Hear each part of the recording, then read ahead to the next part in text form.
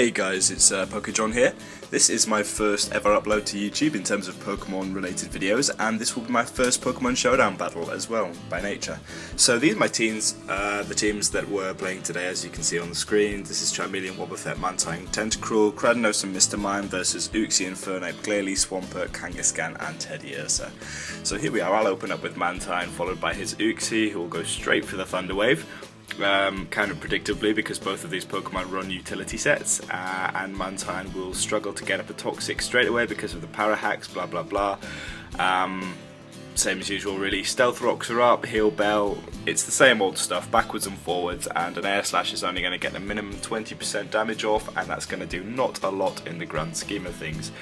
So I'll go straight out into Cradanos, figuring that he probably won't be running anything super effective against Crad, and he goes straight for the U-turn, bug type move obviously, to keep that switch momentum going, and he goes out into Infernape, to which I follow with Wobbuffet, the animal. I'll state that right now and you'll see why soon.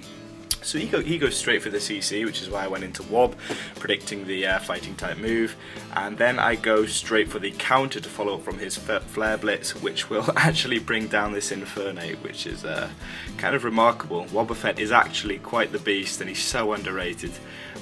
So out comes Glalie, and there's not a lot my Wobbuffet can do to that, so I'm just going to go for the obvious Destiny Bond, predicting his Ice Beam or maybe even Explosion, something crazy. But anyway, I end up encoring Glalie into Spikes, which means that he's rendered pretty much useless now, although that does mean that entry hazards as far as my team are concerned are at quite a high level. So anyway, Wobbuffet comes out to try and make the most of Glalie's remainder of his Encore.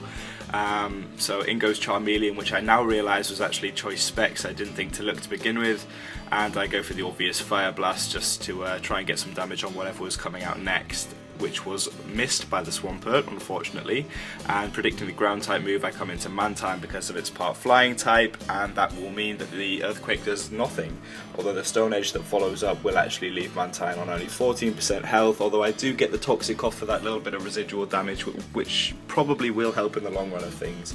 So here I am, I'm going for the rest here, and I get Power Hacks twice in a row, I believe, and out comes Uxie to try and get rid of some of the poison on some of the team. So yeah, there's the second Power Hacks, which is kind of unlucky, but you know, that's the way these games work. Uxie goes for the U-turn, and Mantine clings on to life just about because he is such an animal. Finally get the rest off, which took far too long anyway, so now Power Hacks is gone and Chesto Berry should wake me up. In comes Glalie, and from here that's an easy switch straight into Tentacruel to take the obvious Ice Beam, and then hopefully get a rapid spin off and get rid of all of these entry hazards. So there's the Ice Beam as stated, and out goes the Balloon, which now leaves Tentacruel liable to Earthquakes and the ground type moves. So here's the rapid spin, get rid of all of those entry hazards, thank God for that. And then I actually left Tentacruel into die, I believe, after putting up some Toxic Spikes, just try and get some entry hazards in on their side of the field, and then yeah, that's Tentacruel's job done. Good job, Tentacruel. So then Swampert's out at the moment, obvious switch straight back into Wobbuffet because there's nothing it can do really.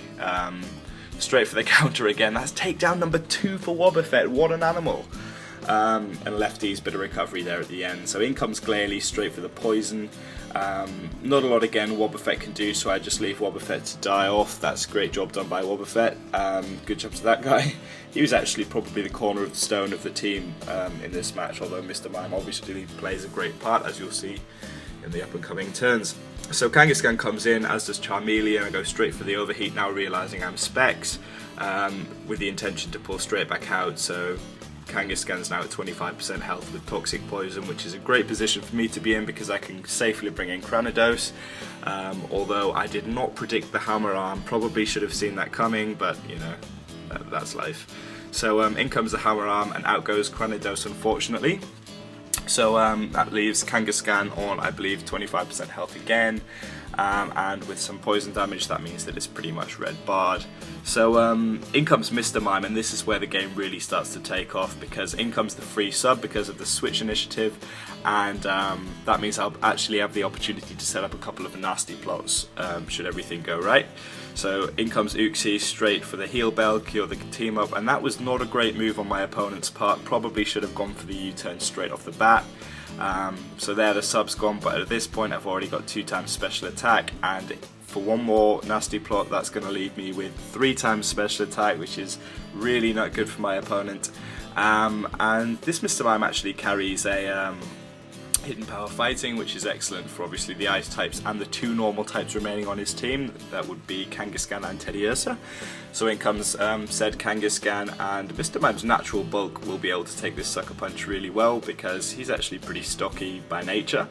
And after one more drop of the hidden power fighting, that means Kangaskhan will go down, and Teddiursa, with its slow nature, shouldn't prove too much of a threat to Mr. Mime, and it's just a matter of cleaning up the team now. So there's the one-hit KO by Mr. Mime for kill number 2, and going for the full sweep here, I think I went for a T-Bolt. Yeah, T-Bolt did a hefty chunk of damage to a especially defensive Uxie.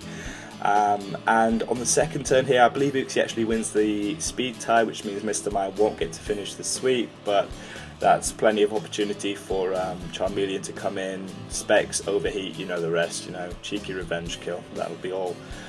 So take the U-turn quite manageably and then straight in for the overheat, and that will be it, I believe. So I really hope you enjoyed watching this, the first recorded battle by myself, and I hope to see you in the near future.